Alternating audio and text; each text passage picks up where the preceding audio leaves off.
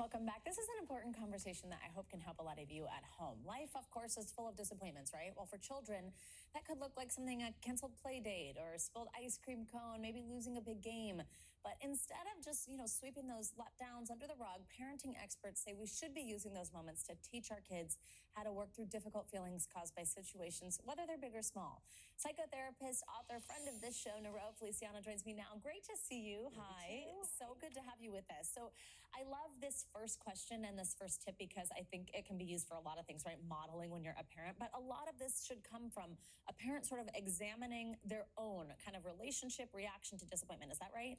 We have to work through our stuff first for any relationship. So what is your relationship with disappointment? When have you been disappointed in the past or now? How do you work through it? We need to get that. And also, what gets triggered in you when you see your kids disappointed?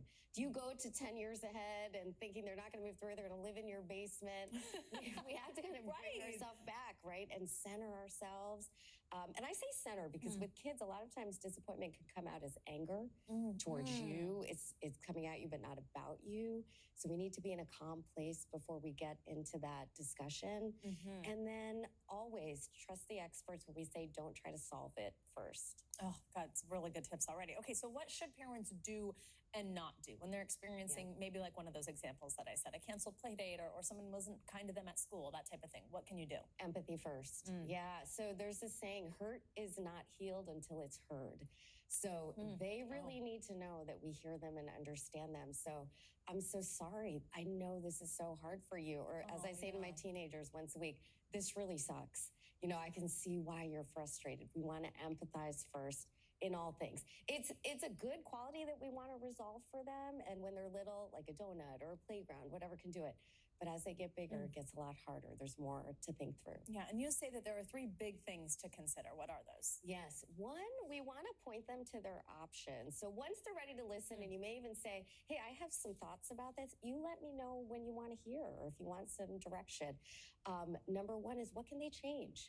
We want to look at what part of this is in your control. Do you have to advocate for yourself? Do you have to have a conversation with someone? Is this a time for self-improvement if you didn't make a team or you want to get to a certain class? What do you need to do now that you can control? And number 2, there's always parts that we just have to practice acceptance. And that's a powerful practice. If your boyfriend breaks up with you or you fail a test or, you don't get into the school, what part of this do we have to accept? And then, of course, in the process, while we're waiting, we want to direct them to things that bring out joy. Being with friends. I said to my son the other day, you haven't picked up your guitar in a month. You love that. Connect them with things, bring them joy. And sometimes that's time with you. Go to a movie. If you have an 11-year-old, it means going to Sephora. Now, it drives me nuts, but it brings joy. Child skincare. Quite. That's a racket. Yes. Can we flip this even kind of more positively on its head? Are there benefits from disappointment? Absolutely. And let me tell you, when you parent teenagers, this is 60% of it. And I tell my husband all the time, I'm so glad they're learning this while they're in our house, while we can help support them. But it builds resilience, strengthens your relationship with them, and gets them ready to have the tools to handle bigger disappointments later on when they're not so close to you. Wow. Great advice. You're right there with them. You can be, and it's tough too, right? Because I imagine as a parent, their disappointment can be your disappointment. It can, and you do want to solve it, but we want to equip them with the tools to get through it. And especially finding perspective and looking at other parts of life that are not disappointing and that are good, even now. Niro, thank you so much. So great to see you. And you are watching NBC News Daily.